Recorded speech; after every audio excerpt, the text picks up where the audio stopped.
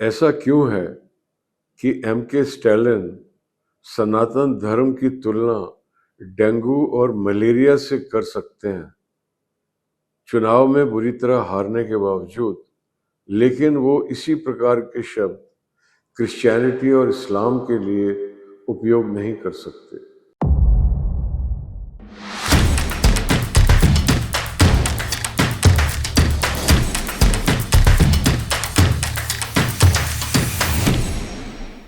MK. Stalin ने तमिलनाडु विधानसभा में जो हाल ही में चुनाव हुए उसमें हार के बावजूद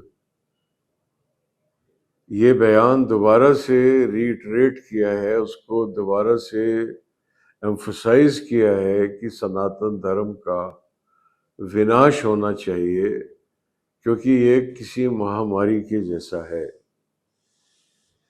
मुझे ज़्यादा जानकारी नहीं, पर ऐसा प्रतीत होता है कि पेरियार जी, जिन्होंने द्रविड़ कड़गम मूवमेंट की स्थापना रखी, जिसके ऊपर डीएमके आधारित है, उन्होंने इस प्रकार के उद्गार अभिव्यक्त किए होंगे सनातन के विरोध में या हिंदू धर्म के विरोध में।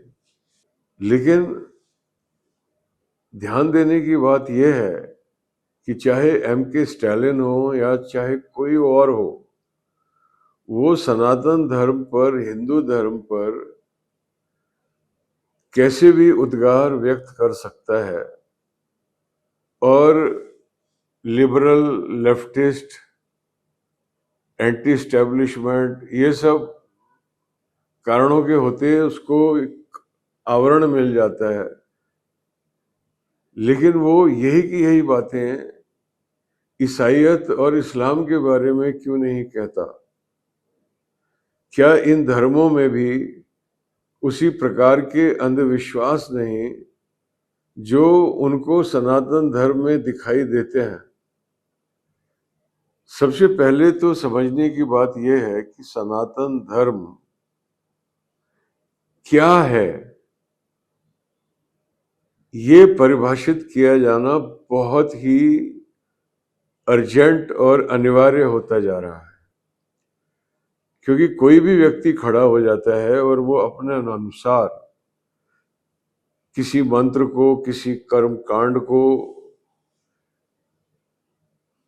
किन्हीं रीति रिवाजों को, इस प्रकार के जो बाह्य आवरण हैं, उनको प्रस्तुत करके वो सनातन धर्म को परिभाषित करने बैठ जाता है। मैंने हाल ही में एक वीडियो देखा, सनातन धर्म के 16 जो है वो सिंबल है, एक ओम है, एक स्वास्तिक है, एक नारियल, मतलब इस आप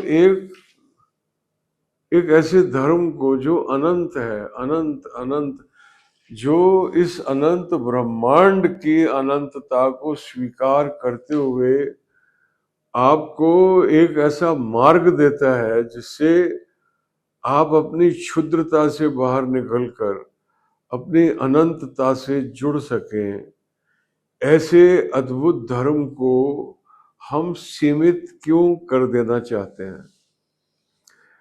ये इस बात का परिणाम है कि जो भी हिंदू एक्टिविस्ट हैं, जो भी सनातन के एक्टिविस्ट हैं, वो बहुत ही जल्दी एक शब्द पर आ जाते हैं, शत्रुबोध, क्योंकि सनातन की जीत में अनडाउटेडली शत्रुबोध का बहुत बड़ा योगदान है।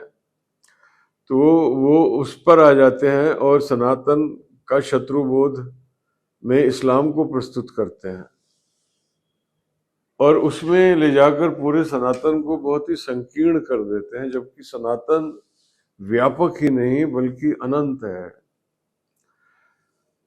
और धर्मों के पास केवल एक किताब है, सनातन के पास तो लाइब्रेरी है। और सनातन एकमात्र धर्म है जो आधुनिक विज्ञान के साथ बिल्कुल सिंक्रोनिसिटी में है। There is no contradiction. आज क्वांटम साइंस क्या कह रही है? आज क्वांटम साइंस ये कह रही है कि ये समस्त ब्रह्मांड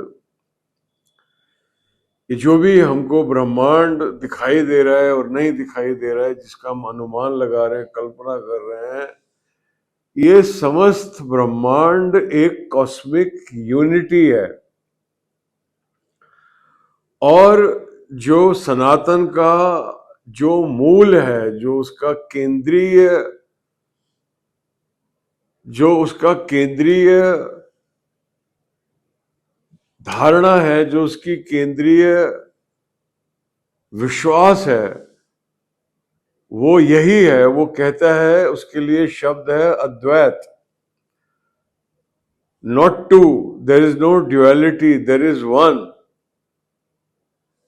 जो भी हमको बाहर और अपने भीतर हमको जो भी ब्रह्मांड दिखाई दे रहा है, जो भी संसार दिखाई दे रहा है, ये समस्त, ये जो हमारी अनुभूति है, ये एक ब्रह्म की अनुभूति है। और हम उस ब्रह्म के अंश ही नहीं, हम वो ब्रह्म ही है। ये सनातन की केंद्रीय अवधारणा है, जो आज क्वांटम फिजिक्स की अवधारणा है। दोनों एक दूसरे की पूरक बन गई हैं। और एम के स्टैलिन, जो अपना नाम डायलेक्टिकल और हिस्टोरिकल मटेरियलिज्म से जन्मे, उत्पत्ति हुए मूवमेंट के एक नायक के नाम पर उनका नाम है, तो मार्क्सवाद विज्ञान पर आधारित है। और वो एक ऐसे धर्म की आलोचना कर रहे हैं, आलोचना ही नहीं कर रहे हैं, उसकी तुलना एक महामारी से कर रहे हैं कि जो पूर्णतः वैज्ञानिक है और जो पूर्णतः द्रविड़ है। ये सनातन धर्म जो है, इसके जो सबसे सुंदर मंदिर हैं, वो सारे के सारे दक्षिण भारत में ही पाए जाते हैं। उत्तर भारत में इतने बेहतरीन मंदिरों की कोई परंपरा नहीं रही। तो अगर मंदिरों और उसमें स्थापित मूर्तियों और उनकी पूजा को, उनके अनुष्ठान को सनातन धर्म या हिंदू धर्म माना जाए, तो सबसे अधिक मंदिर तमिलनाडु में मौजूद है। हिंदू धर्म पूर्णतः द्रविड़ है और पूर्णतः वैज्ञानिक है। और हम सबको भली भांति इस बात को समझकर, और हर हिंदू को ये बात गांठ में बांध लेनी चाहिए, क्योंकि इतना विस्तार है इस जीवन शैली का, आपको इतनी स्पेस देती है कि आप उसको किसी भी तरह संरचित कर सकते हो। लेकिन जो उसका मूल भाव है सनातन का, हिंदू का, वो हमेशा याद रखिए, वो है अद्वैत।